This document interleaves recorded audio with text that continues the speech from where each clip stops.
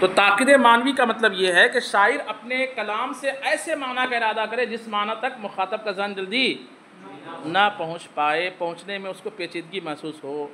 دیکھیے کہتے ہیں یجب ان یسلم الترکیب من التعقید المعنوی کی، کلام فصیح کے لیے واجب ہے کہ کس سے محفوظ ہو؟ بولیے، تعقید معنوی سے محفوظ ہو۔ کس کو کہتے ہیں تعقید معنوی؟ اپنے انداز میں تعبیر کرتے ہوا ان یعمد المتکلم الی التعبیر، اور وہ یہ ہے کہ متکلم ارادہ کرے۔ عمدہ یعمدہ کا معنی کیا ہوتا ہے؟ ارادہ کرے، قصد کرے، الی التعبیر عن معنن، ایسے معنی کو تعبیر کرنے کا یا کسی معنی کو تعبیر کرنے کا ارادہ کرے۔ فَيَسْتَعْمِلُ فِيهِ كَلِمَاتٍ، تو اس میں ایسے کلمات استعمال کرے فی غیر معانیہ الحقیقیہ، جو کلمات اپنے معانی حقیقیہ کے بجائے کس میں استعمال ہو رہے ہوں؟ معانی مجازیہ میں استعمال ہو رہے ہوں۔ فَيَسِيءُ اختیار الکلمات، تو کلمات کا انتخاب جو ہے وہ اتنا برا ہو جاتا ہے، کلمات کا انتخاب برا ہو جاتا ہے للمعنی الذی یریدہ، اس معنی کے لیے جس معنی کا شاعر کیا کر رہا ہوتا ہے؟ متکلم ارادہ کر رہا ہوتا ہے۔ وہ کلمات کے انتخاب میں ایسی کچھ گڑبڑی کر دیتا ہے کہ جس معنی تک وہ اس کا ذہن پہنچا ہوا، اس معنی تک مخاطب اور سننے والا پہنچ نہیں پاتا ہے۔ ٹھیک ہے؟ فَيَضْطَرِبُ التَّعْبِير، تو تعبیر ڈسٹرب ہو جاتی ہے، مضطرب ہو جاتی ہے۔ تعبیر کیا ہو جاتی ہے؟ ہاں، مضطرب ہو جاتی ہے۔ وَيَلْتَبِسُ الْأَمْرُ عَلَى السَّامِعِ، اور سامع پر معاملہ مشتبہ ہو جاتا ہے۔ سامع حیران و پریشان ہو جاتا ہے کہ یہ اس لفظ سے کیا مراد لے رہا ہے، کیا کہنا چاہ رہا ہے۔ جیسے میں نے ابھی شعر میں کہا، میں نے شک کر لیا ہے دین کو آغوش، تو آدمی لگتا ہے کہ یار کیا اس کا معنی ہے، جلدی وہاں تک ذہن نہیں پہنچ پاتا ہے۔ مثال و ذالک، اس کی عربی مثال دے رہا ہے۔ اس کی مثال یہ ہے انا کلمۃ اللسان، لفظ لسان عربی زبان میں لسان، تطلق احیانا، کبھی بولا جاتا ہے، وہ یراد بہ اللغت، اور اس سے مراد لیا جاتا ہے لینگویج، زبان، بھاشا۔ کیا مراد لیتے ہیں؟ اردو میں بھی لفظ زبان بول کر کے دونوں معنی لے سکتے ہیں۔ میری زبان میں پھوڑا ہو گیا، اس کا مطلب کیا ہوگا؟ اور مراٹھی زبان بہت اچھی زبان ہے، ٹھیک ہے، ہر زبان والا اپنی زبان کو اچھی بولتا ہے کہ نہیں بولتا؟ ہم لوگ مہاراشٹر میں رہتے تو ظاہر سے بولنا پڑے گا۔ تو زبان جو ہے وہاں کس معنی میں ہے؟ اس مثال میں کہ مراٹھی زبان اچھی زبان ہے، کس معنی میں ہے؟ بولو بھائی، لغت کے معنی میں نا، لینگویج کے معنی، ایک ہے ٹنگ زبان اور ایک ہے لینگویج، ایسی ہے نا؟ تو لفظ لسان کبھی ٹنگ یعنی زبان، یہ جو گوشت کا لوتھڑا، اس معنی میں بھی مستعمل ہوتا ہے، اور بھاشا کے معنی میں بھی۔ لفظ زبان کا استعمال بھاشا کے لیے یہ زیادہ مناسب ہے۔ کیا ہے؟ بھاشا کے لیے۔ اس کی دلیل کیا ہے؟ دلیل یہ کہ قرآن پاک میں لفظ لسان کو یہ زبان کے لیے استعمال نہیں کیا گیا، بلکہ کس کے لیے استعمال کیا گیا؟ لغت کے لیے، بھاشا کے لیے استعمال کیا گیا۔ جیسے اللہ کا فرمان ہے وَمَا أَرْسَلْنَا مِن رَّسُولٍ إِلَّا بِلِسَانِ قَوْمِهِ، ہم نے ہر رسول کو انہی کی قوم کی زبان کے ساتھ بھیجا۔ مطلب کیا؟ ہاں، قوم کی جو زبان تھی اس قوم میں اگر ہم نے رسول بھیجا ہے تو وہ رسول اسی قوم کی زبان کو جاننے والے ہوا کرتے تھے۔ عرب میں بھیجا تو عربی جاننے والے رسول کو بھیجا، سریان والوں میں بھیجا تو، اور عبران والوں میں بھیجا تو عبرانی زبان بولے، ایران میں بھیجا ہوگا تو واللہ عالم۔ بات سمجھ میں آ رہی کہ نہیں آ رہی ہے؟ تو ہر قوم میں ہم نے جو رسول بھیجے انہی کی، یہاں پہ لسان کس معنی میں استعمال ہوا؟ لینگویج کے معنی میں۔ تو یہ تو ظاہر سی بات ہے قرآن پاک میں جب لفظ لسان زبان کے معنی میں استعمال نہیں ہوا بلکہ لینگویج کے معنی میں استعمال ہوا ہے، تو نارمل آدمی، شاعر، شعراء، متکلم، کلام کرنے والے، کتاب لکھنے والے شعراء حضرات جب اس لفظ کا استعمال کریں گے تو متکلم کا ذہن، مخاطب کا ذہن فوراً کس معنی کی طرف جائے گا؟ لینگویج کی طرف جائے گا۔ لیکن اگر شاعر اس لسان لفظ کو کسی اور معنی میں استعمال کرے تو کم سے کم زبان کے معنی میں استعمال کرنا چاہیے۔ کس معنی میں؟ زبان کے معنی میں استعمال نہ کر کے وہ اور دور کا معنی، جاسوس کے معنی میں استعمال کرے، کہ جیسے زبان ہمارے دل کی بات بولتی ہے نا، ایسی جاسوس بھی کیا کرتا ہے؟ خبروں کو لا کر کے اس کے سامنے آ کر کے بولتا ہے۔ تو جاسوس کو آنکھ سے تعبیر کرنا یہ تو زیادہ سمجھ میں بات آتی ہے، لیکن جاسوس کو کس سے تعبیر کرنا؟ زبان سے تعبیر کرنا۔ جیسے کوئی کہے کہ نشرت لسانی فی البلد، میں نے اپنی زبان کو شہر میں پھیلا دیا ہے، کوئی کیا کہے؟ تو آپ بولو گے کہ زبان کو شہر میں پھیلا دیا، کیا مطلب؟ تو بولے ارے نہیں سمجھا، انیت باللسان الجاسوس، میں نے زبان سے کیا مراد لیا؟ ارے بولے کہ عجیب آدمی یار، اتنے دور کا معنی لے رہے ہو، دور کی کوڑی لا رہے ہو، بات سمجھ میں آ رہی نہیں آ رہی ہے؟ تو یہاں کہا جائے گا کہ کلام، متکلم نے کلام کو جو بولا ہے اور اس کلام سے جس معنی کو تعبیر کرنے کو اس نے ارادہ کیا ہے، اس میں لفظوں کے انتخاب میں اس سے کیا ہو گئی ہے؟ ہاں، برے لفظوں کو اس نے انتخاب کیا، مطلب لفظوں کے انتخاب میں برائی آ گئی ہے، کمی آ گئی ہے اور تاکید آ گئی ہے، پیچیدگی آ گئی ہے۔ کیا آ گئی ہے؟ پیچیدگی آ گئی ہے۔ دیکھیے کہتے ہیں کہ قرآن پاک میں وَمَا أَرْسَلْنَا مِن رَّسُولٍ إِلَّا بِلِسَانِ قَوْمِهِ أَيْ نَاطِقًا بِلُغَةِ قَوْمِهِ وَهَذَا اسْتِعْمَالٌ صَحِيحٌ فَصِیح، یہ والا استعمال تو کیا ہے؟ بالکل صحیح ہے اور بالکل کیا ہے؟ فصیح ہے۔ لیکن کہتے ہیں فَإِذَا اسْتَعْمَلَ إِنسَانٌ هَذِهِ الْكَلِمَةَ فِي الْجَاسُوس، لیکن جب کوئی انسان اسی لفظ کو کس معنی میں استعمال کرے؟ جاسوس کے معنی میں، وقال، اور یہ کہے بَثَّ الْحَاكِمُ أَلْسِنَتَهُ فِي الْمَدِينَةِ، کہ بادشاہ نے اپنی زبانوں کو شہر میں پھیلا دیا ہے، ہاں، تو کہتے ہیں کہ کیا ہوگا؟ کانا مخطئن، تو وہ کیا کہلائے گا؟ خطا کار کہلائے گا۔ وَكَانَ فِي كَلَامِهِ تَاکِدٌ معنوی، اور کہا جائے گا کہ اس کے اس کلام میں کیا ہے جناب؟ تاکید معنوی ہے۔ ایک مثال یہ ہوگی تاکید معنوی کی، قرآن پاک وہ معاف کیجئے امرؤ القیس کے ایک شعر سے ایک اور مثال بیان کی جا رہی ہے۔ کہتے ہیں وَمِن ذَلِكَ قَوْلُ امْرِئِ الْقَیس فِی وَصْفِ فَرَس، اور اسی سے متعلق امرؤ القیس شاعر کا یہ شعر ہے جو اس نے کس بارے میں کہا ہے؟ گھوڑے کی تعریف میں کہا ہے۔ دیکھیے کیا کہا ہے؟ وَأَرْكَبُ فِي الرَّوْعِ خَیْفَانَةً كَسَا وَجْهَهَا صَعْفٌ مُنْتَشِرُ، رَكِبَ يَرْكَبُ کا معنی کیا ہوتا ہے؟ وَأَرْكَبُ، میں سواری کرتا ہوں، فِي الرَّوْعِ، قرآن پاک میں لفظ روع کا لفظ آیا ہوا ہے، ہاں، اس سے پہلے شاید وقفہ ہے کہیں پہ نا، الروع بمعنی دہشت، خوف، ڈر، میں ڈر کی حالت میں سوار ہو جاتا ہوں، خیفانتن، خیفانہ کہتے ہیں، سمجھیے وہ ٹڈی سمجھتے ہیں؟ ٹڈی وہ بھن بھن بھن کر کے جو اڑتے ہیں، اس کے دو ٹانگیں رہتی ہے، چلتا بھی ہے اور وہ اڑتا بھی ہے، اس کو بغیر ذبح کے کھانا حلال ہے، دو مردار حلال ہے، مچھلی اور ٹڈی، وہی ٹڈی اور ٹڈی جو تلفظ ہے ٹڈی، تو ٹڈی جو ہے اس کو عربی زبان میں کیا کہا جاتا ہے؟ ایک لفظ اس کا خیفانہ۔ تو سب سے پہلے اس نے تو یہ تعبیر میں غلطی کی کہ گھوڑے کو کیا بول رہا ہے وہ؟ خیفانہ کا حقیقی معنی ہے ٹڈی، اور مراد کیا لے رہا ہے وہ؟ گھوڑا۔ قرینہ ہے ارکبو، میں سوار ہوتا ہوں، کوئی ٹڈی پر تھوڑی سوار ہوگا، وہ چپک جائے گی وہ تو، قرینہ یہ ہے۔ بولتے ہیں نا کہ معنی حقیقی کا مراد لیا جانا متعذر ہو تو لفظ کو کدھر پھیرا جاتا ہے؟ معنی مجازی کی طرف۔ ایسی ہے نا بھائی، اصول الشاشی میں اصول فقہ میں پڑھے ہوں گے نا آپ نے، کسی نے کہا میں درخت نہیں کھاؤں گا تو مراد کیا لیں گے؟ درخت کا پھل نہیں کھاؤں گا، ایسی ہے نا۔ کسی نے کہا گوشت نہیں کھاؤں گا تو اس سے مراد یہاں معنی حقیقی لیں گے۔ اس لیے سمک کوئی کھائے گا تو، حالانکہ سمک بھی کیا ہے؟ گوشتی ہے نا، لحمی ہے نا وہ بھی، لیکن وہ مراد نہیں ہے۔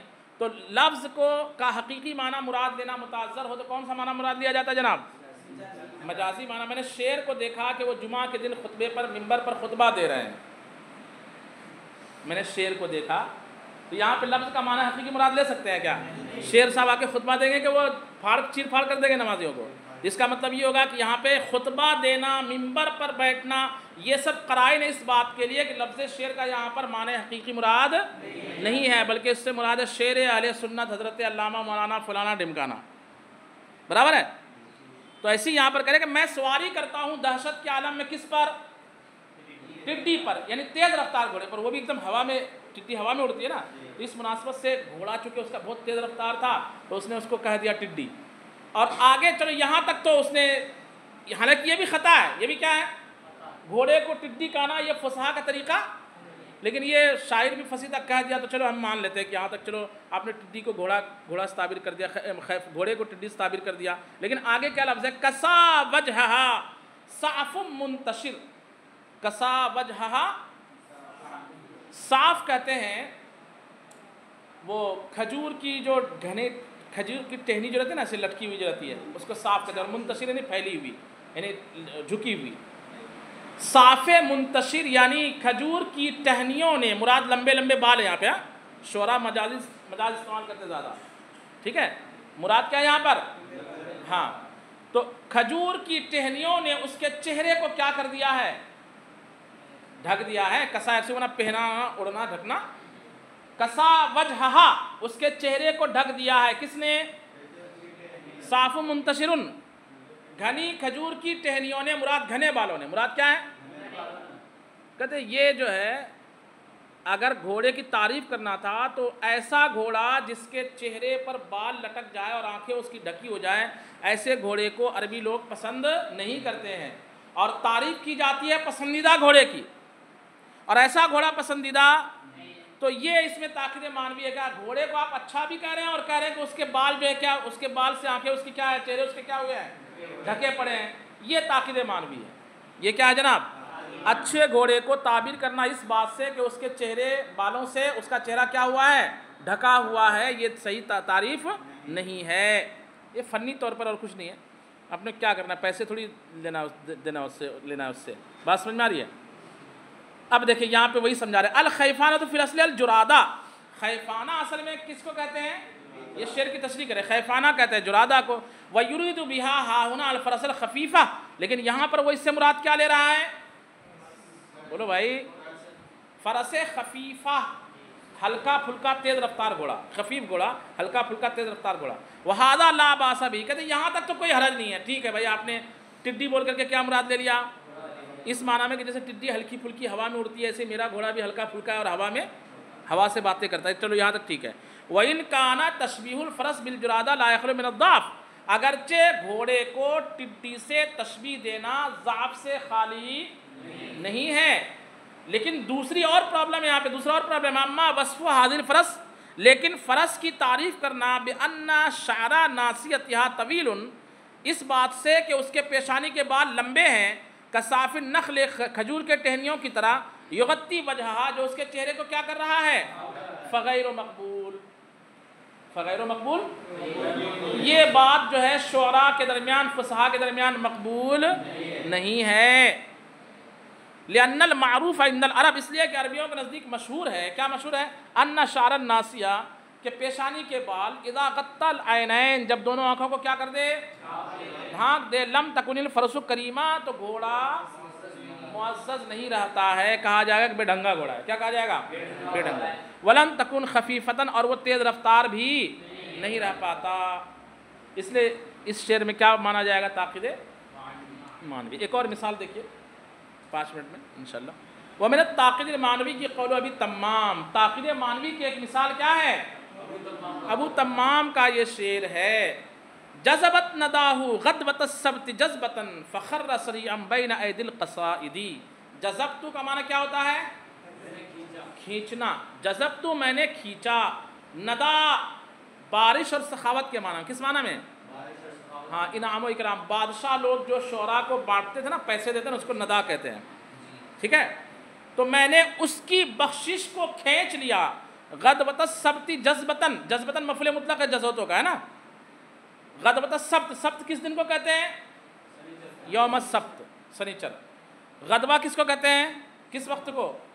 صبح کے وقت کو. سنیچر کی صبح میں نے اس کی بخشش کو کھینچ لیا، یعنی اس کی پوری جیب خالی کر دی. سمجھ رہے بات کو؟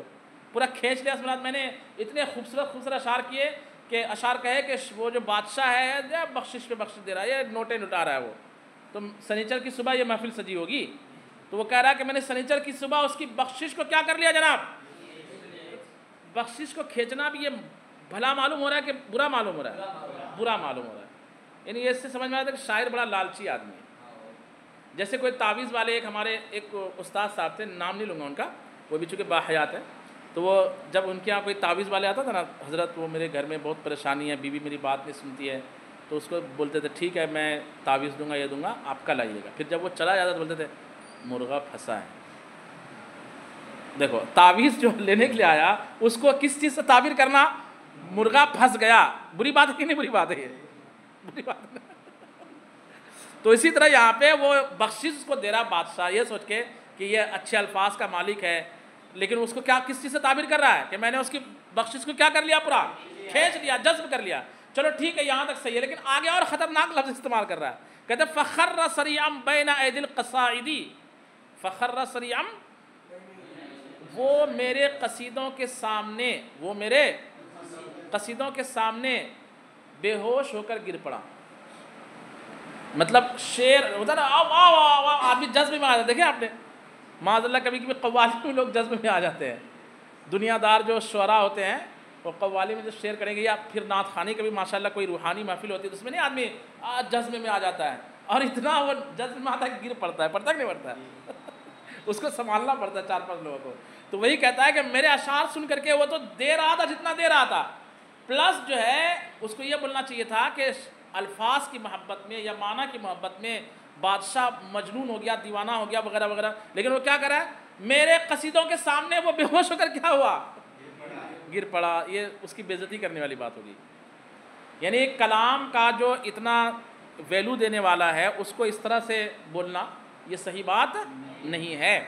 کہتے فَإِنَّهُ مَا سَكَتَ حَتَّى جَعَلَ کرما ممدوحہ یخر. اچھا فخر صریعا بین یدی القصائد، اسی کو خرہ کا فاعل لیجئے، بادشاہ نہیں بلکہ خرہ کا فاعل وہی ندا، بخشش. اس کی بخششیں میرے اشعار کے سامنے کیا ہو گئی؟ گر پڑی. تو بخشش والی چیز کو گر پڑنے سے تعبیر کرنا صحیح نہیں ہے. فَإِنَّهُ مَا سَكَتَ، کہتے شاعر اگر چپ رہ جاتا، فَإِنَّهُ مَا سَكَتَ، شاعر چپ نہیں رہا، اگر یہیں تک چپ رہ جاتا کہ میں نے اس کی بخشش کو کھینچ لیا تو بات تھوڑی سمجھ جاتی. لیکن آگے اس نے کیا کر دیا؟ اس کی بخششیں میرے اشعار کے سامنے کیا ہو گئی؟ گر پڑی. یہ اس میں برائی ہے، اس میں درست تعبیر یہ نہیں ہے. فَإِنَّهُ مَا سَكَتَ، تو بے شک وہ چپ نہیں رہا. حَتَّى جَعَلَ کرما ممدوحہ، یہاں تک کہ اس نے اپنے ممدوح کی بخشش کو بنا دیا یخر صریعا، بے ہوش ہو کر گر پڑنے والا. کیا بنا دیا اس نے؟ کہ وہ بے ہوش ہو کر گر پڑ رہا ہے. وَهَذَا مِنْ أَقْبَحِ الْكَلَامِ، اور یہ بڑا برا کلام ہے، اور یہ بڑا برا کلام ہے. تو خلاصہ یہ نکلا، آپ کو 4 باتیں یاد رکھنی ہے. کلام کے فصیح ہونے کے لیے کلام کا 4 طرح کے عیب سے پاک ہونا ضروری ہے. نمبر 1 کس سے؟ اضافے تعلیف سے. نمبر 2 تنافر کلمات سے. نمبر 3 تاکید لفظی سے. نمبر 4 اور چاروں کی مثالیں بھی یاد رکھنی ہیں. ٹھیک ہے. صلو علی الحبیب صلی اللہ تعالی علی محمد صلی اللہ علیہ وسلم.